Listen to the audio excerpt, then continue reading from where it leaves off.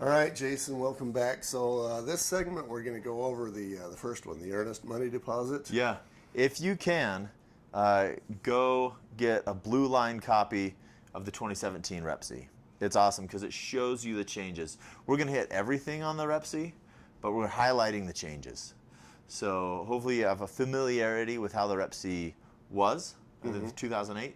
And we do have a course on the standard, the old repc. How to write the repc right. Yeah, and so this course is going to be just on the updates. So yeah, if you have a course or a question about the old repc and how to use that, we've got a course for that. Yeah. Now, starting in 2018, this new purchase contract is the only one that you, as a licensed real estate professional, can use. Builders, no agent situations, as always, they can write up whatever they want. It's not as, it doesn't have the same boundaries that this contract has. Builders, of course, like different ones, but yeah. So as a real estate professional, you'll need this one. Okay, so let's talk about that earnest money paragraph. Okay. Where are we going to start? At the beginning. All right, at the beginning. So you're going to date it. This date identifies this contract as a legal document. On all your addendums, you're going to number them. Numbers should be sequential, hopefully. There's workarounds if they're not. People understand humans. But the offer date is going to identify it in addition with the buyer's names that it's part of this contract. So that's the date. Offer date, the buyer's names. Where do you typically get the buyer's names? Yeah, you know, I'm good at playing the dummy. So if I was the realtor, I'd probably ask him, "What's your name?" Yeah. Or you know, and that's going to, I can see how that's going to be a problem, because he might give me maybe a nickname. Yeah. His middle name. His middle name.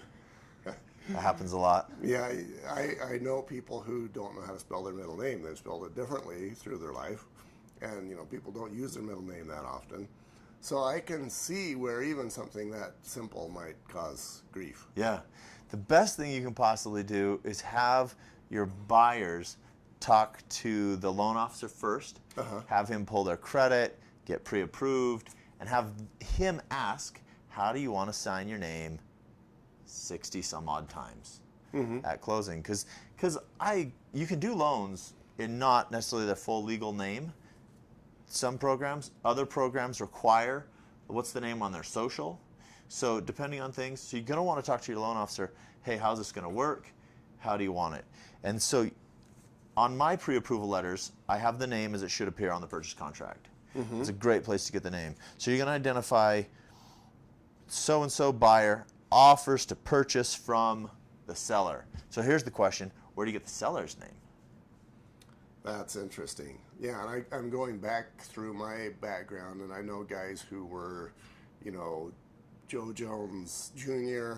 or Joe Jones III, and you know, I'm thinking if you've got to type in, especially if it's something longer like Jonathan Ezekiel III, you know, you're not going to want to write that. Or a trust. Yeah. Yeah, the Jane Doe Family Trust.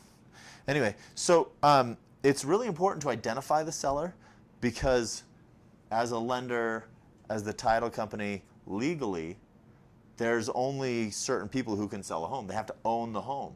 And like in trusts, it gets interesting. And there's actually a section in this new repc that covers the seller. So you don't necessarily have to identify the seller right at this very moment when you're writing the offer. Sometimes you're under time constraints. You wanted to get it in. There's multiple offers.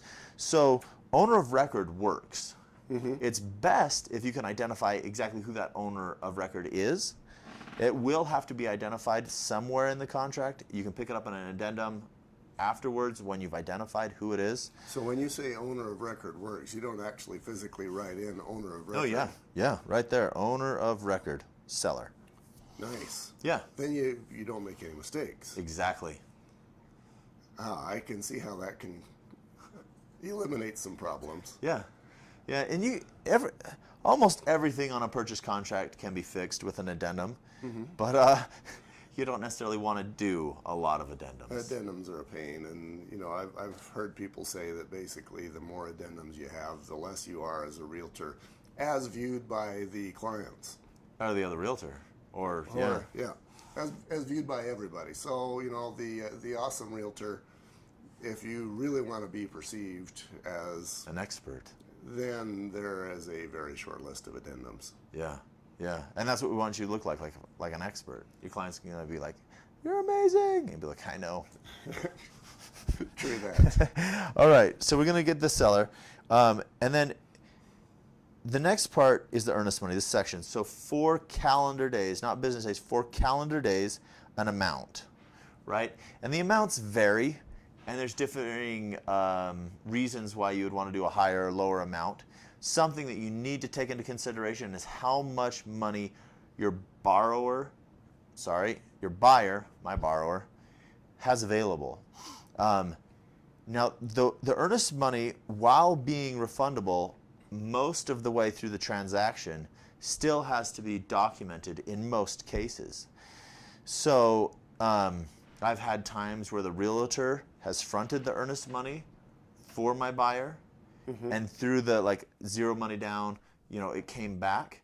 But we had near the end, and this is something that's new, and I hope it goes away, but if I'm refunding the earnest money currently, I need an addendum saying earnest money to be removed from the contract, which the sellers hate because it makes them nervous. It defeats the whole purpose of earnest money. Right. So you're going to want to make sure they've got the money available and that you can document it. And then the next, in the form of what? Now, please, please, please, I love personal checks. I'll do cashier's checks. They work good, but cash doesn't work. I still remember, it was a few years ago, but we had in my office photocopies of cash, $50, $100, and $20 bills, photocopied, and we just had it laid out on the conference table because it was the documentation of proof of earnest money deposit. And I loved it. It doesn't work. I remember you telling that story in the previous one. Here's a whole bunch of pictures of $50 and $100 bills. Yeah. They could have got it from Google. Yeah. And even if it was theirs, who's to say they're not going to spend it tomorrow? Or where they got it from, or anything. So if this earnest money is going to be counted towards the loan, we need to know that it came from the borrower. So you can do whatever you want, but I really recommend putting check. And then get a copy of that check to your lender so they can document that money coming from the borrower and use it towards down payment. Yeah. It's good. And the lender's actually going to deposit that check to verify that it's actually good. They'll get proof of deposit. It can be deposited with the realtor's brokerage or a title company. And that mainly depends on the broker, how he wants it done. So talk to your broker if you have any questions on where that earnest money should be held. Okay. But yeah, take it, get a copy of that money to the lender, and then what I'll do is I ask the borrower for a transaction summary of that account to show that being withdrawn. I'll say check number for this, and I have a copy of the check, and there, boom. This money can be counted towards the purchase of the transaction. Yeah, I'm still just being entertained by the pictures. What if Uncle Henry has this big pile? Hey, let me take a picture of this so I can buy a house. Yeah, awesome. That just doesn't work very well, I'm sure. Yeah. Anyway, so that's the first paragraph, and we'll go to the next paragraph in the next section. Okay, we'll be right back.